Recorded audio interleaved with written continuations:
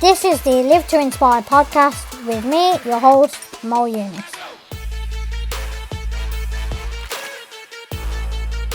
This is the Live to Inspire podcast with me, your host, Mo Yunus. And today I am with undefeated British boxer, professional boxer, Richard Riakporhe. How you doing, mate? How you doing, Mo? You alright? Yeah, I'm all good, thanks. Yeah. So we see you outside today, enjoying the weather. Just came back from Loughborough. Came back down to London. Just got a haircut, as you can see, looking so fresh and so clean. Just enjoying the outdoors. So now I'm just I was anticipating obviously the podcast with you.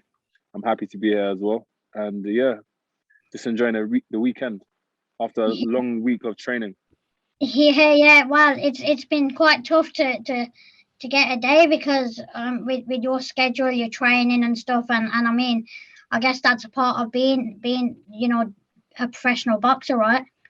Yeah, of course. You have to bear in mind we train from Mondays. I ran this morning, let's say 6 days a week, and then everything else is like downtime.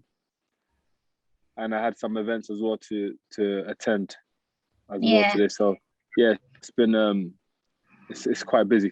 It's quite busy. Yeah, I can imagine. Well, yeah, thank you very much for coming on. I'm going to start with the opening question, which I ask all the guests that come on the show.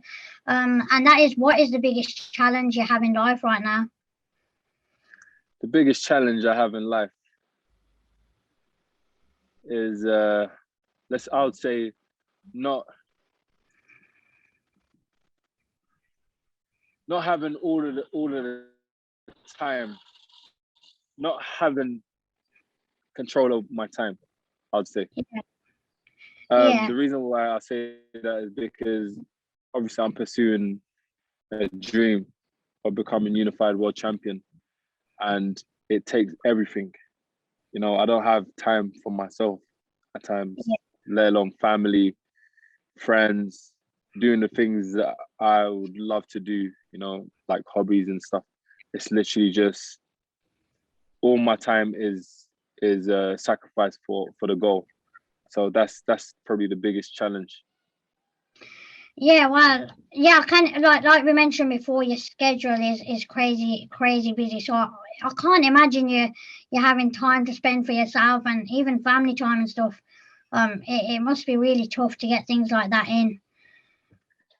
Yes, it's tough. It's really tough. We, as athletes, we have a goal in mind of achieving our dreams, achieving certain accolades, but at the same time, for you to achieve that, it takes a lot of sacrifice, and my time is cut, in quarters, let alone half.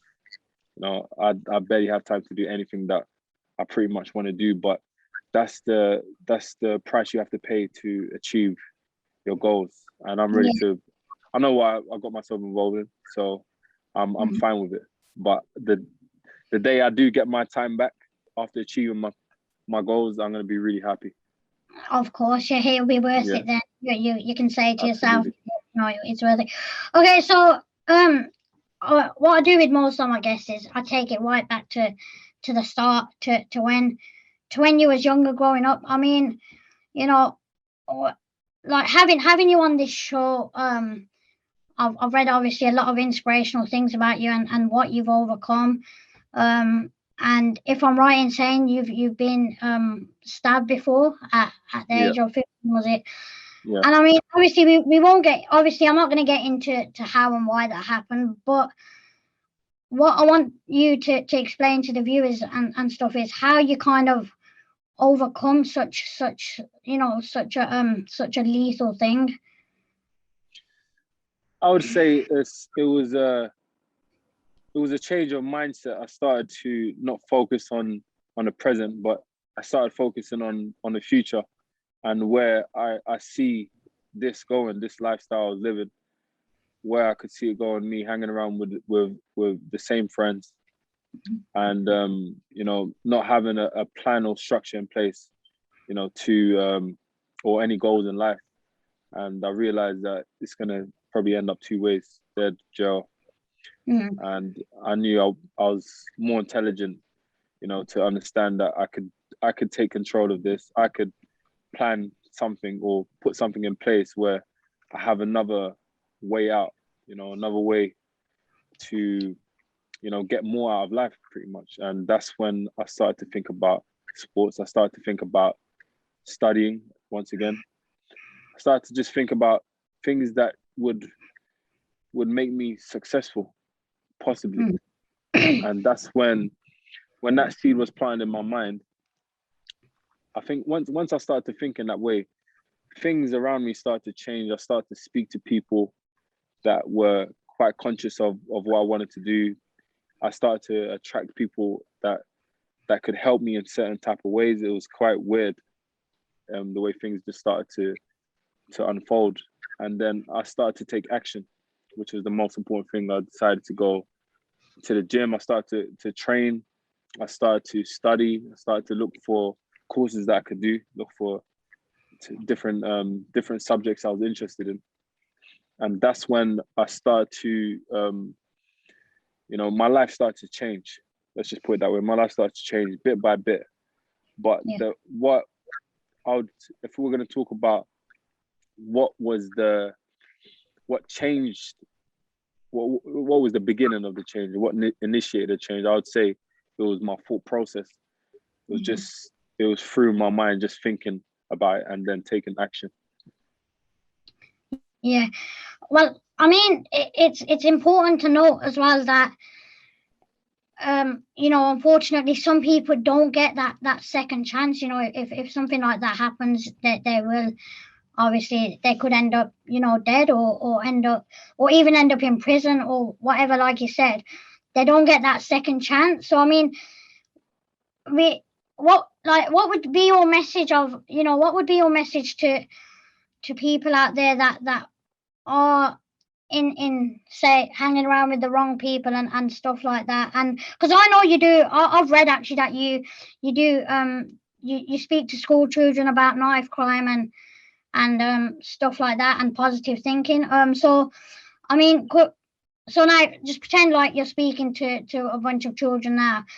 You know, how would you explain to them that, you know, to kind of stay away from that lifestyle, because they might not be lucky and might not get that second chance like you did? I would say prevention is better than cure. I always like to talk about my story and how close I came to death, how close I came to wasting my life and being another statistic, and me turning it around.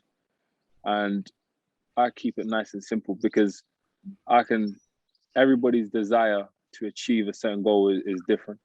You know, me, I have a burning, intense desire to become a unified world champion. Not everybody can just have a burning desire just after a talk with me, or maybe some. But what I tend to want a lot of the students that I speak to focus on is decision making. And I told them, I try to raise their consciousness of basically every single decision that they make has an outcome, whether it's negative or positive. So to simplify it, just make sure it's positive. Make sure that decision is going to be positive. So do you want to eat something? Yes. Okay, fine. You can either select something healthy or something unhealthy. Is the health, is it, whatever decision you make, it needs to benefit you. Yeah. And that's where I go off and I just tell them that's how you can just keep it really nice and simple. And I just try to focus on that. And then I kind of teach them about how I learned my passion and something that I wanted to pursue in life. I normally ask them, what do they love to do? What do they love to do without, and they could do for free without being paid for? It could be anything. It could be drawing. It could be playing football. It could be watching TV, playing games. And then once they select their field, I would say, this is the field that you need to kind of study to find out what you could do within the field, within the sector. Because, for instance, if you play football, if you're into football, you don't have to be a footballer necessarily. You can be a football agent, you could be a scout, you could be a manager, you could be a trainer, you can own a football club. There's so many different things you can do to keep yourself involved in it and still have the same type of passion and make money from it. So that's kind of basically what I tend to say to the students. Yeah, I mean, it seems like with that incident happening, you've a lot of positives have come from that. I mean, with the switch in life and stuff. I mean, do you think you would have been where you are today if that didn't happen? Probably not.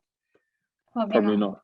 But the problem with that is that not everybody survives a stab into the chest. Yeah. So it's better it's best to avoid or to prevent yourself from being in a situation like that, which is what I advocate the most. Prevention is better than cure. Oh yeah, definitely. Yeah, well said. So I mean, like you said, you if you can correct me if I'm wrong, but you started amateur boxing at 19, right? 18, but I had my first fight at 19, so you could say that. Okay, and you also went to university and got a degree in marketing, communications, and advertising, right? Yes. Yeah. So I mean, I'm wondering, how did you know?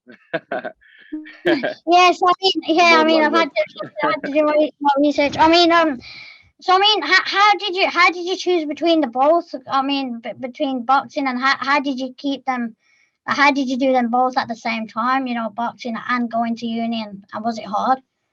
That was a very difficult task for me because I wasn't very organized back in the days, so I had to juggle the both, and it came to a point where one would get more attention than the other, and sometimes vice versa. So to be honest, once I got into my third year and second year, university was taking up all my time and attention. So I couldn't compete as I wanted to compete, even to the point where I wanted to compete at the Olympics, but I couldn't even pursue that dream because university was taking up all my time and energy. So yeah, it was very difficult. But we did it. We got through. And then you kind of just said to yourself, you wanted to keep going with the boxing more than what you was doing in uni. Absolutely. I was always passionate about boxing. I wanted to pursue it to another level, and I knew I could do really well. I just needed opportunity, and that's something that I asked myself: is that what I want to do? And I realized, yeah, that is what I want to do. So I want to pursue it. Yeah. So I mean, let's take it to when you eventually you made your pro debut and I mean what were the thoughts and how were you feeling at the time? I mean, knowing from where you came from and what you'd been through to eventually, succeed in becoming a professional boxer, officially becoming a professional boxer. That must have been amazing, right? Yeah, that was amazing. It took me a while to make this decision to actually turn professional. And the reason why is just accepting the possibilities of sustaining damage, brain damage, sustaining certain injuries in boxing, and that's probably what my parents, put them off the sport of boxing, to be honest. So I had to really have a think, do I want to get myself involved in this? Yeah, I mean, do you have? Oh, sorry. Yeah, carry on. No, it's fine. You can continue. Oh, sorry, I was going to say, do you have like anyone who do you look up to in boxing? Yeah, is there anyone you looked up to as a child as well? Muhammad Ali, Mike Tyson, Mayweather. Yeah, I mean, yeah, for different reasons. Yeah, that's that's who I'd say as well, actually. What reasons would you say? What are the reasons? Muhammad Ali, he's my main idol, if you would. The reason why is because it wasn't all about boxing. It was more about what he'd done for his community, what he stood up for, and standing up when the whole world was kind of against his beliefs about certain topics and certain subjects. It takes a lot of courage to do that. And in this game of boxing, and not even just boxing, in life, you need to be courageous. And I learned a lot from that. Yes. How you doing? Yeah. I'm literally just doing an interview. Yeah. Send me a message. Yeah. Send me a message. Sorry about that. Yeah. So then Mike Tyson,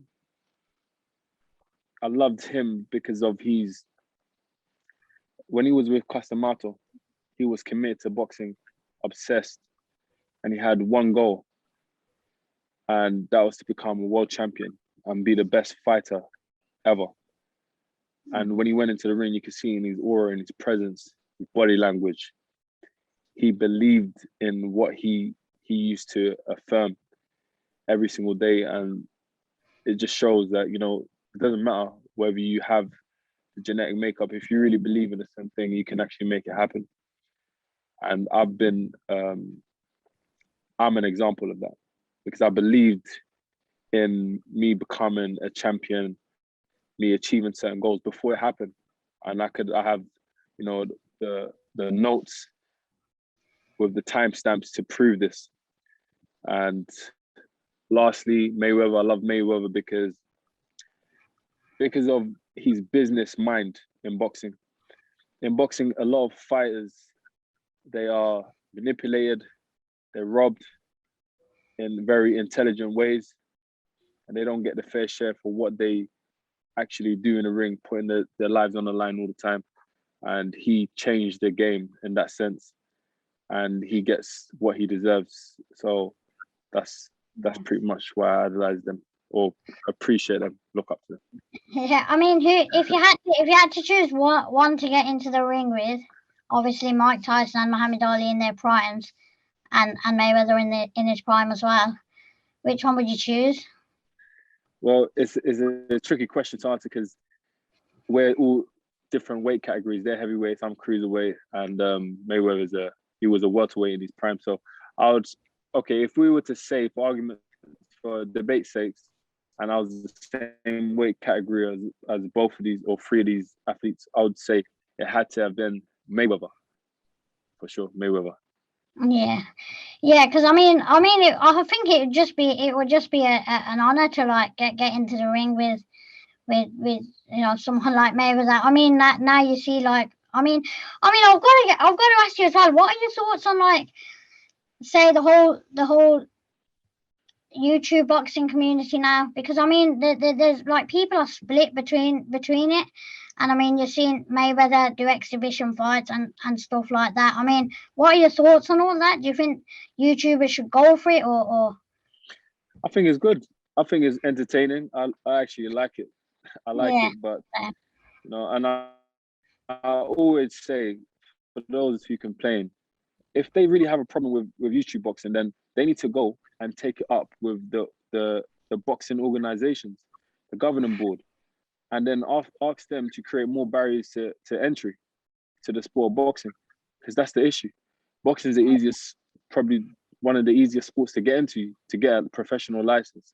It's not that difficult. Once you pass your MRI scan, you do your eye test, do a short interview, pay a little bit of money, and you got your license. It's just that simple. Whereas in different sports, it's a bit more tricky. So it sounds like you're all for it. So if you was to get called out by a YouTube boxer, you take up the fight, and you wouldn't feel like you're kind of say downgrading or anything, because I think a lot of people are saying, and a lot of boxers are even saying that these guys shouldn't even step into rings and they're not on their level and stuff like that. They say that, but let's be real. If they're offering a large amount of money, life-changing money, they box, the YouTuber boxers, are they going to start talking about you guys shouldn't be competing in the sport of boxing. You don't deserve to be in the ring with us, etc. Come on, let's be real. Everybody's jumping in the ring and taking that fight. What do you do this for? You have to get a monetary reward for, because that's why you're professionals and we're pugilists. So we get paid to box, as well as having a desire to become champion. There has to be a monetary benefit, or everybody's going to be jumping in the ring with anybody, risking their lives for anything, for nothing. Doesn't make no sense. Yeah, I mean, do you find it unfair that, say, now some of the YouTubers are getting more spotlight in the boxing world than some people that have grafted from, say, the age of 15 and are like, you know, they've been doing it for, say, 10 years and they're still not getting the publicity they deserve? Do you think that's unfair? In some cases, but yeah. I would say that all of us as athletes, as boxers, we have the power to change that. We have the power to change that. You know, we have social media at our fingertips. We can put out content every day. We can create, and that's the most important thing. If social media was taken from us and we had to rely on these platforms to promote us, then that's a different story. So I wouldn't say that's an excuse. They have to do more. Like, these YouTubers didn't just become famous overnight. They were putting in. I've done the YouTube, and I'm planning to relaunch mine. And it takes a lot of energy to be putting out videos, editing them, uploading them, and staying consistent. It takes a lot of time and energy. So they deserve, you know, the publicity that they get from it. And plus, they did it in an intelligent way. So even more props. You know what I mean? I love people that come with different strategies to achieve certain goals, because it's inspiring. It's inspiring to me, and it should be inspiring to people that want to achieve in a similar shape or form. Yeah, I mean, where would you say your ultimate fight location would be and opponent, say today at the present time? Well, me personally, I'm not focused on opponents. I'm more focused on attaining titles. So I want all of the titles. It could be against anybody. Yeah. I don't care. I actually don't even care where it is either. I'd prefer it to be in the UK, to be honest. Yeah. Wembley, or even Africa. Mm-hmm. Even Africa, somewhere in Africa, whether it's Nigeria, somewhere in West Africa, or Central Africa, Congo. I don't mind. I probably that would be more ideal, to be honest. But yeah, it could be against anyone as long as those titles are involved. Unification bout.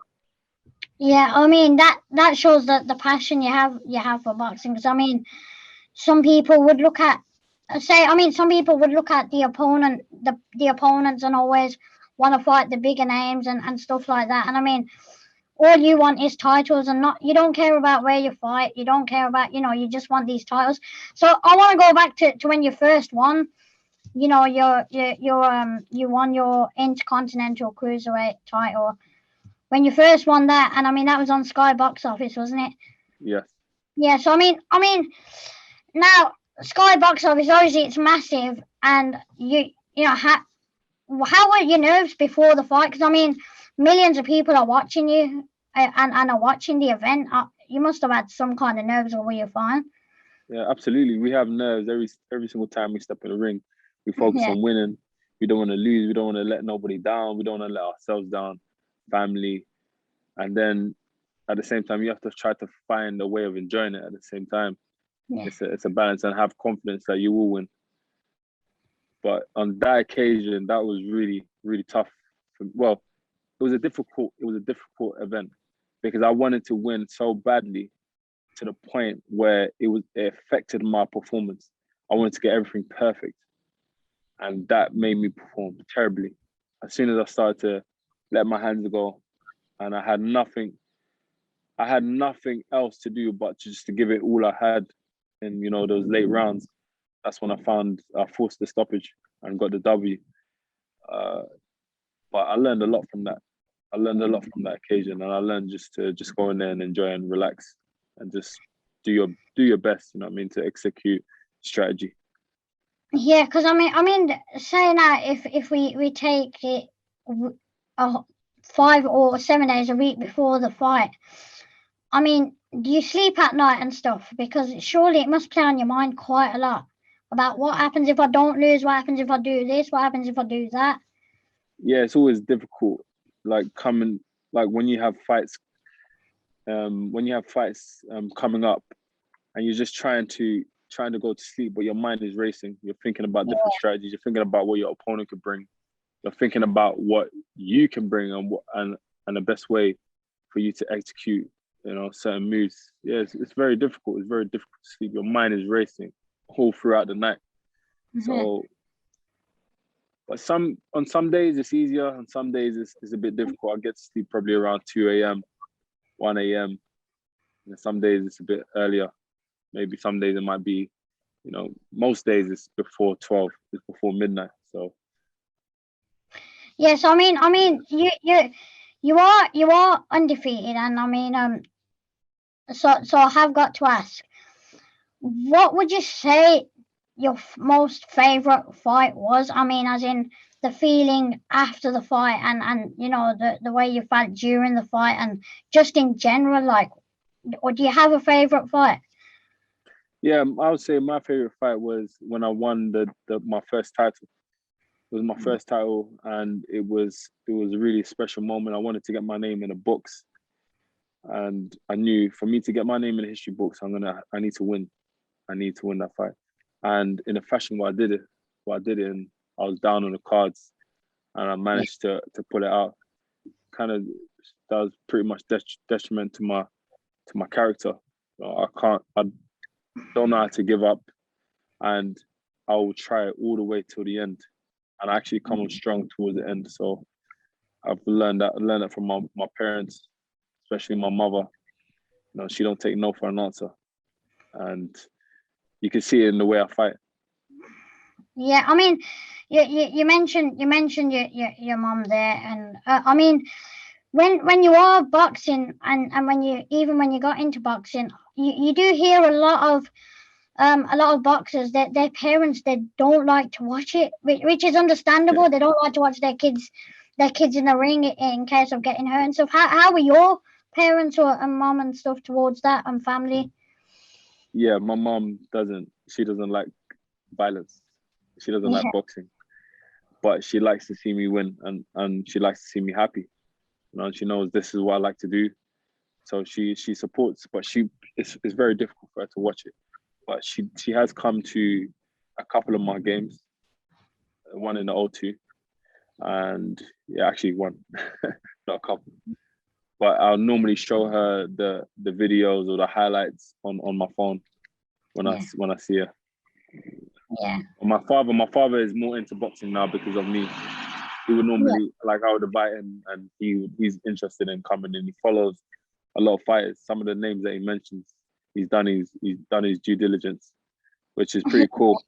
Because once upon a time he was like, forget about boxing. That's something that you shouldn't even think about.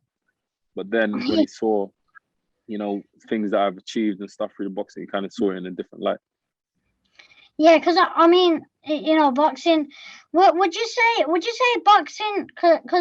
Because you do see a lot of boxers talk about boxing helps mental health and stuff as well. And did it help you, as in mental health wise? Yes, absolutely. It's very tough physically when you're training. There always comes a point where you feel like you cannot do no more. And then you think that's enough. Then you jump in a ring, then you realize that's not enough. So you go back to the gym the next day or the next couple weeks, and you'll put through the same exercises, and you realize that you have to do more for you to get to the result that you want to. Mm-hmm. And when you have that desire to get the result that you want, which is basically it's gonna take more effort that you put in in your last training session, then you tend to push yourself that hard, just a little bit more harder. Then you realize, you know, the pain is just, it may be just a little bit more, but it's not as bad as you thought it would be in your mind. And then it gives you that more confidence that you can push yourself to another limit. And then once you get the result, you kind of fall in love with the result. So you'll do whatever you need to do to get that result, whether you push yourself a little bit harder or to the point of exhaustion, because you know that it's fine. It's all in the mind. Your mind will tell you can't do this, to stop. But once you do it, you realize that you can do it. You know? So those type of, it just builds mental fortitude, and also it kind of gives you that mentality to never give up, always keep on striving. You know, but when you get through certain exercises and you just want to stop, you can't stop in the ring when you're having a boxing match, because that's like that's a forbidden movement. You know, that's a forbidden move. You know, you can't do that. It's like warrior's code. Also, it keeps you very disciplined. You can't do the things that your friends do on a day-to-day. You can't go drinking all night, going out to different parties all night or every single other day, because it does take effect, and in a negative way. You don't have the energy to train. You might have sparring. You haven't given your brain enough time to rest, so you can process information faster when you're in the ring or react in a certain time. What else could I say? I'd say it keeps you healthy as well. It keeps you real healthy, you know, physically fit. There's so many benefits from so I'm right in saying it's definitely impacted your mental health, because when I see fighters like Tyson Fury, for instance, who's been at rock bottom, and you know how he's come back, and then he's beat Wilder, you know, in front of millions. And you know, I mean, like to come from where he came from, to come back, and then his first fight he takes at one of the biggest fights, you know, in boxing history, and he, you know, he draws that fight. But I mean, just coming back and getting into the ring, once you've been through all that, you know, it's quite an inspirational thing. And I mean, that's why, I mean, like, that's why I asked you, because I mean, I wanted to know if it impacts all boxers, you know, like as in mental health wise, and it seems like it has for you as well. Yeah, it has for me. I wouldn't say every single boxer, because everybody's, you know, even though we're boxers, a lot of people do think we're pretty abnormal, but we're normal at the same time. There's different boxers that have been through other things in their lives, family issues, financial issues, and it's affected them where it led them to do some real crazy things. And, you know, it just shows you, though, we're still human beings. You know, some people go through certain trials and tribulations, and, you know, they just believe the certain methods are the best way out of their problems. And but I would say most people, it does help them mentally, for sure. Yeah, I mean, yeah, I mean, if you're talking about it's gonna sound, this question is a bit cheeky, but I'm just curious to see what you'd say. Now, there's Anthony Joshua, and there's Tyson Fury. You know, two of the best heavyweights, obviously, in the world at the minute. Would you, if you were obviously in that weight division, would you, if you had to pick one to get into the ring with, who do you reckon you'd get into the ring with? Tyson Fury or Joshua? Yeah. I'll say Joshua is my friend, so I'll definitely pick Fury.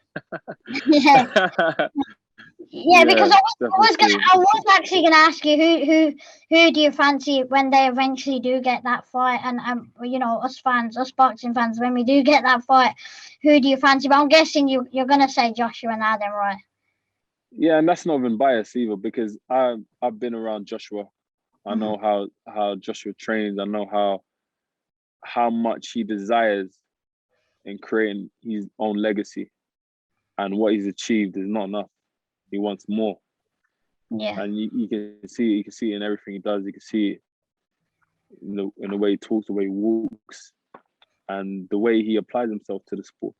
You know, for you to achieve that much in your life and still have that same hunger and drive to achieve more, it's only going to bring more results. And not trying to count Fury, but Fury has history and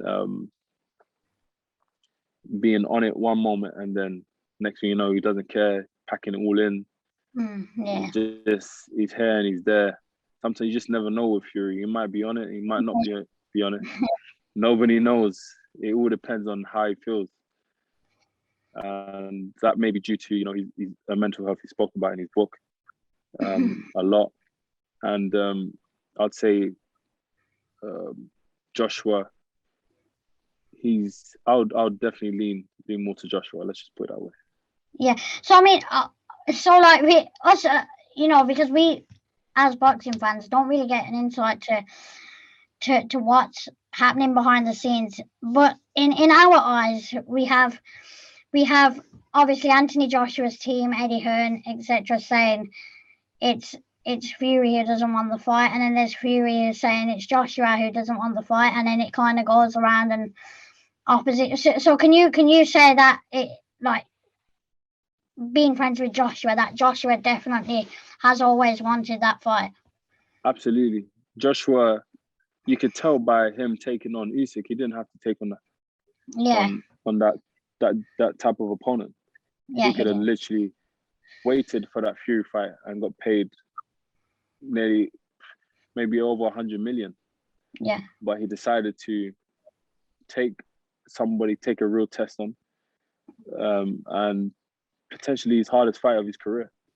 And it just shows you he's a throwback type of fight. He would take on all comers. He already signed that contract. And Fury, it was all Fury's issue. On Joshua's side, he was ready to go and training for that fight also. Yeah, well, it's amazing you've said that, because obviously I'm a massive boxing fan, and I've always thought, obviously seen Fury's team talk and seen Joshua's team talk. For some reason, I always thought it was Joshua's side that wasn't, because of how positive, because of the way Fury's side were making it out, and how good they were at kind of making it out that it was Joshua's fault. It kind of got people to believe it was that. No, that wasn't the case. After the Pulev fight, a week after that Pulev fight, he was sparring me in the ring. Which champions do you know that do that? Yeah, we were sparring. I got footage, videos, pictures to prove that, and the timestamps on it. Yeah, it just shows you what type of cloth he's cut from. Yeah, I mean, so what are your predictions for the Usyk and Joshua fight? I mean, obviously, I'm guessing you're going for the Joshua win, which I am too. But what round do you reckon he'll take it, or do you reckon it'll go all the way? I believe he can get the knockout. It will definitely be in mid to late rounds. Definitely be mid to late rounds, but it's going to be a tricky contest. It's not going to be straightforward like these other opponents. He has to really be calm in his mind, and very aggressive, and use his power, use the blessings that his genetics, his blessings from God. Yeah. So.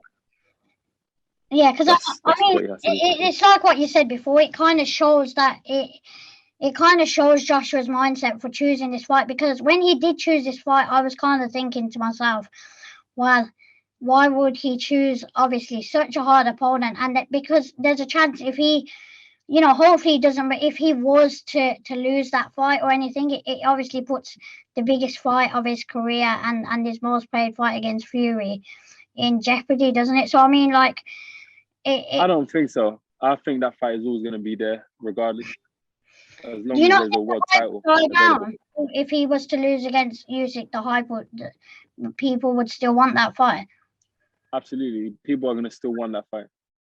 People wouldn't care about Usyk having the championships as they would Joshua, and that will still generate a lot of money. Yeah. It's just a fight that people want to see, as long as it's still in their primes. That's the most important thing. If there's a title in there, that'll be great. You know, there needs to be at least one world title in there. World title fight showdown in the UK, 2 British fighters. It's always gonna sell out. Yeah. Ben and Eubank, you know, that's sold ridiculously.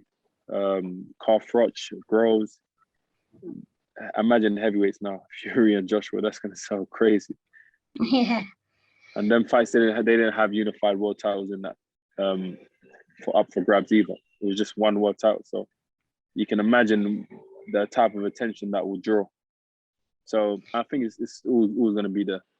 It would always be. Yeah, I mean, now Fury fights Wilder for the 3rd time. What are your predictions for that fight? Well, I believe it's a tricky fight. Yeah. I've been seeing Wilder train online. He looks like a possessed man. If I was a better man, I'd put money on Wilder. I'd put money on Wilder. And it's not only me that thinks the same and would do the same. Yeah. Yeah, I mean, I don't know if it's just me, but I've like, hasn't Wilder always looked like a possessed man? not like the way he's been looking recently. But yeah, I get what you mean. Yeah. He does look possessed anyway. Yeah, I mean, yeah. So like, now going back to, say now, I want to ask you, say for the next 5 years, what are your plans? When you know when your next fight is? Do you have plans, or do you just take it day by day? I'm looking to get out within a couple months, and I plan to be unified world champion at cruiserweight, and then move up to heavyweight and win a world title there to defend it. And then I think that'll be me done with the boxing after that. Yeah, I mean, yeah, fair play. I wish you all the best, man. Like, thank you. It's amazing and inspiring to speak to someone like yourself, and I think it's you know, with this podcast, obviously it's called Live to Inspire, and I think it can really show anyone, just this episode, that no matter what you've been through, you can achieve whatever you want, you know, at whatever age. Because, you know, some people come out and say, oh, well, you can't be a boxer, but you can't start boxing late and become a professional, and you know what I mean? And you kind of say you didn't start at 15 years old or 14 years old, or you know what I mean? You kind of you get what I mean? So I mean, it's amazing what you've been through, and to be where you're at today. It's amazing. I mean, I've got to ask you as well, before we do wrap up. A lot of say now, especially in today's day and age, a lot of trolls are on social media, and a lot of people can put you down. How do you overcome trolls and overcome the negative comments? To be honest, I just don't give them that power. Once you're doing good, people are going to talk regardless. If you're doing bad and you're doing good and you're in the public eye, people are going to speak regardless. So it's all about not even entertaining it. Don't think about it, and just understand it's part of the. It just comes with a package. You know, people are going to talk, and one person always told me that people need to have a public opinion on you, no matter what. If they're not speaking about you as an athlete, it's probably not good, because you're trying to build your name, your brand. So if nobody's talking about you, how are people going to even know who you are? So they're actually doing promotion for you. And I studied marketing, so I know word of mouth is very powerful.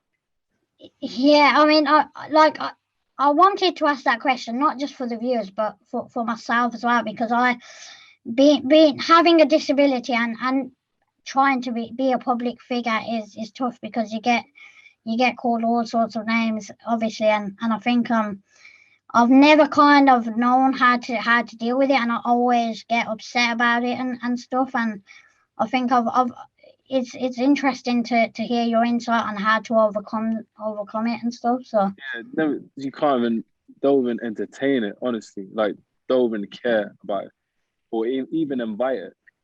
You know, yeah, you have to change your mindset. It's all in the mind, because you have to bear in mind we have the power to let something affect us, whatever way it is. We make a choice. You know, I could do something to you right now, and you have a choice to get angry or not. So it's all about taking the power back.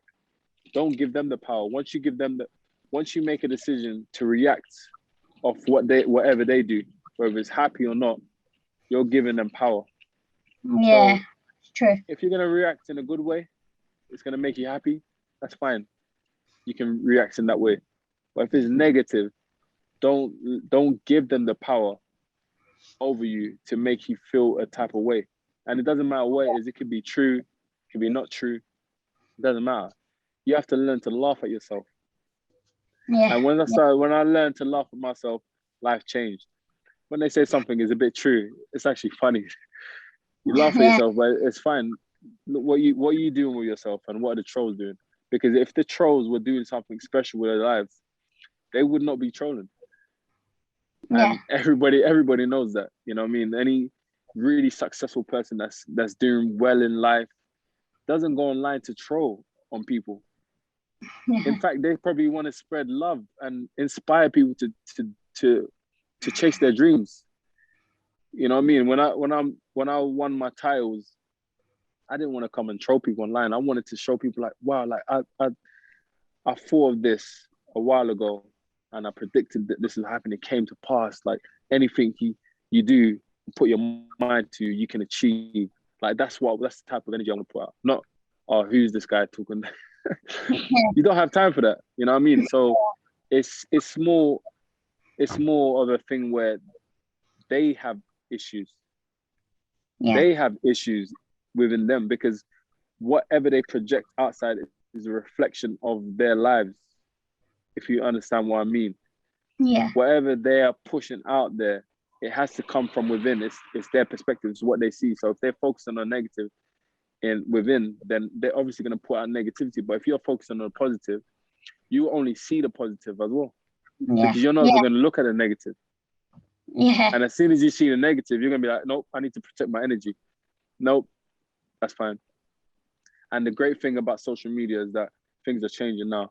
There's powers, there's tools that you can use to prevent certain words coming up on your feed, on your comments, and you can yeah, block it out. You can yeah, restrict people. You can mute people. You have the power. Control what you want to see. If you know this is has an effect on you, that's fine. You're a human being, just like me, but you have the power to control it. And that's why I say it's really good what the social media is doing at the minute, and they just need to do a little bit more in yeah, regards to racism and yeah, stuff. yeah, But yeah, definitely. yeah, Yeah, so yeah. it's all good. So I usually ask all my guests the closing question. And that question is, if you had a message of inspiration to anyone that's feeling um really down at the minute and at their lowest, what would it be?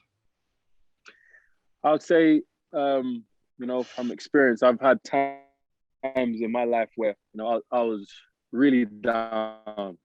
I was so down, and I had all different types of thoughts running through my mind, which you can use your imagination to think about.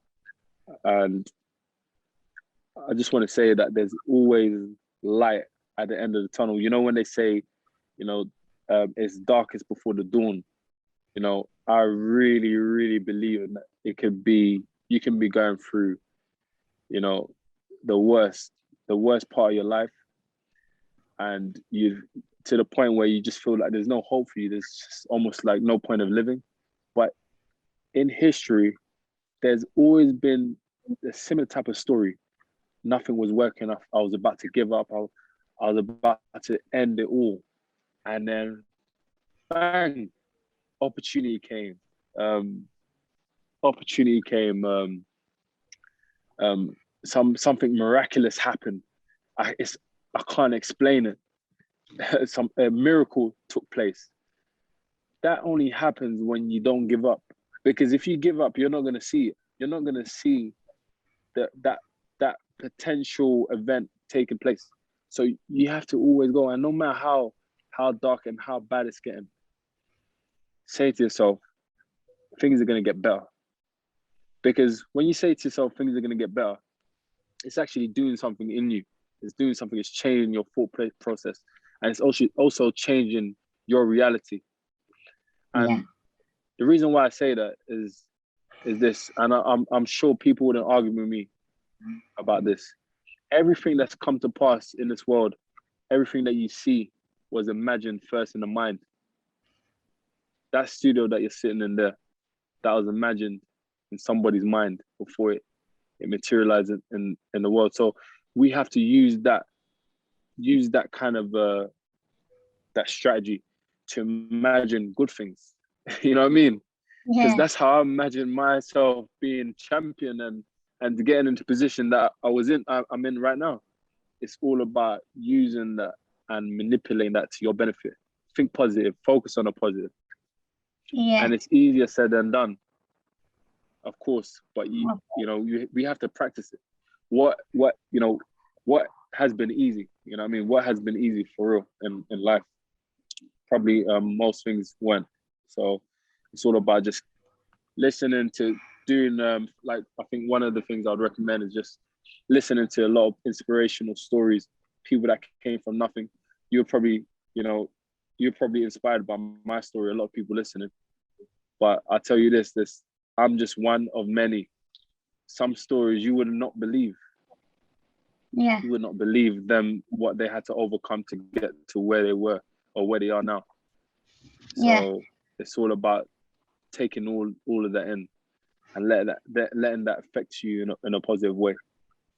Yeah, I mean, that's the best advice you could have given.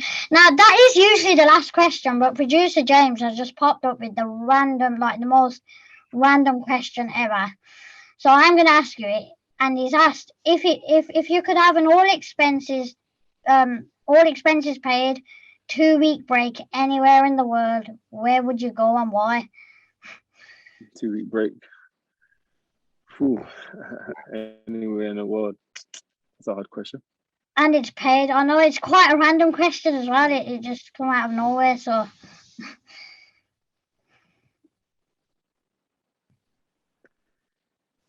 Definitely wanted to go to Tokyo again. I wanted to visit Tokyo again, but I'm not too sure. I'd say probably, actually, Tokyo. Wow, Tokyo. Out of anywhere in the world, you go to Tokyo. Yeah, wow. I like Tokyo. Why do you like Tokyo? Like, what so? I'm a huge anime fan. And I just love how creative they are. I like their culture. It's really, really interesting. And I've been there before. Actually, I had such a great time, and it would be great to go back and do things that I didn't get to do. And it's quite expensive as well. So makes I would definitely enjoy it if it was free. But like I said before, thank you very much for coming on to the podcast today. Where can my listeners and viewers, where can they find you on social media, Twitter, Instagram? You can find me on Instagram, R_Riakporhe, RIAKPORHE. And then you should be able to find me everywhere else, Richard Riakporhe. Awesome. Okay, great. Thank you very much. This has been the Live to Inspire podcast with me, your host, Mo Yunus. Take care and goodbye.